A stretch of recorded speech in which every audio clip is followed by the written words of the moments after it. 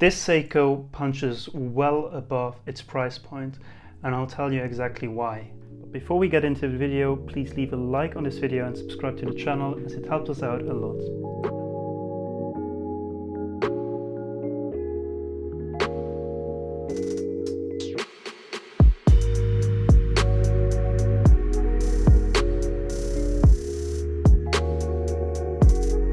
Hi guys, and welcome back to the channel. I'm Nelly, and today I'm filming my Seiko 5 reference SNKK87.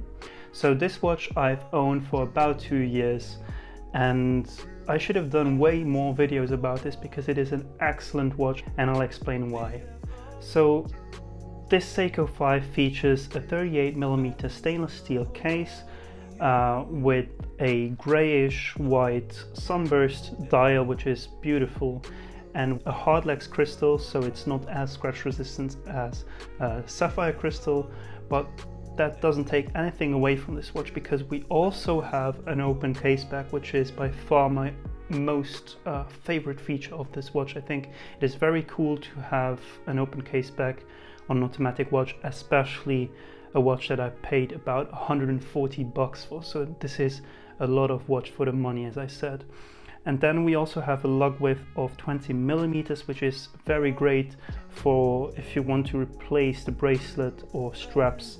20mm is a great size because you find the most options available on the market. And then we have the crown positioned at 3 o'clock, and we have a day-date function as well, which is very useful actually. And all these things combined, I think, make for a great watch at a very low price point. I couldn't think of anything better for around 130, 140 bucks, honestly. What this watch has to offer is on a different level. But what else do we have? We have a water resistance of 30 meters, which is not that great, but it is not a watch to go in the water with anyway, so it is fine for washing your hands. You could go shower with it, but that's about it. Wouldn't go swim with this watch, and I don't see the point of swimming with this watch. Inside then we have the caliber 7S26C.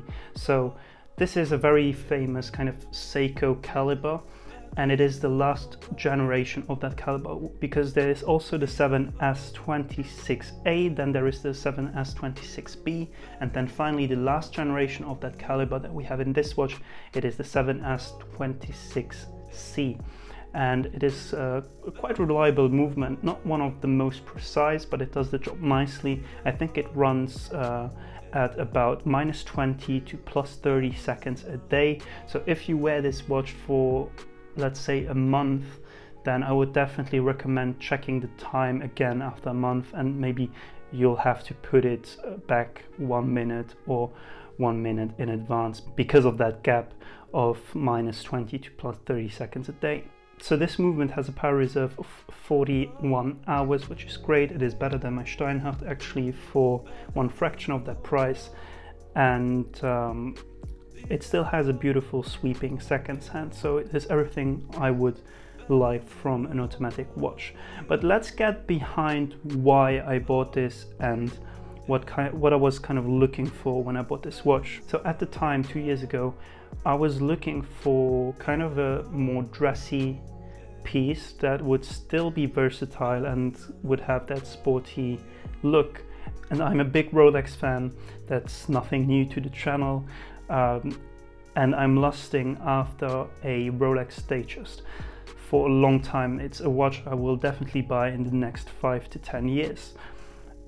And this, for me personally, is one of the nicest Rolex Datejust homages without trying too hard. That's also why I've put a Jubilee bracelet on this watch. It doesn't come with the Jubilee bracelet. I'll leave the links to where I bought the bracelet in the description down below. But this is just such a nice watch that encompasses all the elements that I kind of enjoy with the Rolex Datejust without costing 10,000 euros. So this watch balances all these elements together. It is basically a very simple looking watch. If we look at it, the dial is very simple. We have the sunburst dial, but other than the day-date function, we don't have anything that is that's special about the watch, and that's what makes this watch so great.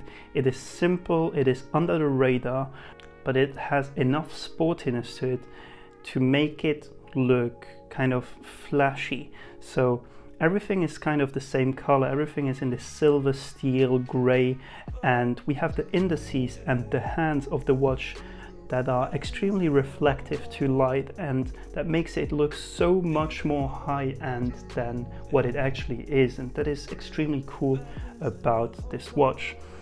And so it is on one hand the simplicity of the watch, and on the other hand that sportiness and that flashiness of the watch that kind of make the perfect balance of this design. And the beauty of the watch really lies in that balance of simplicity and reflectiveness of the different angles of this watch, and I really enjoy that. And the last thing I want to say is that it is, in my opinion, one of the best first automatic watches. If you're looking for your first automatic watch, definitely look at the Seiko 5 lineup in general. They offer very great quality for a very low price. And it is a watch I am still very connected to after 2 years, because it is the simplicity of this watch and how simply good it is that makes me just love it. It is too good to be sold. I would never sell this piece because it is just too perfect for what it is. And so I'm still in love with it, just the same as I was 2 years ago. And I'll definitely recommend to have a look at Seiko 5. But that's it from me today, guys. I hope that you enjoyed the video. If you did, leave a like on the video, subscribe to the channel, and see you next time. Ciao.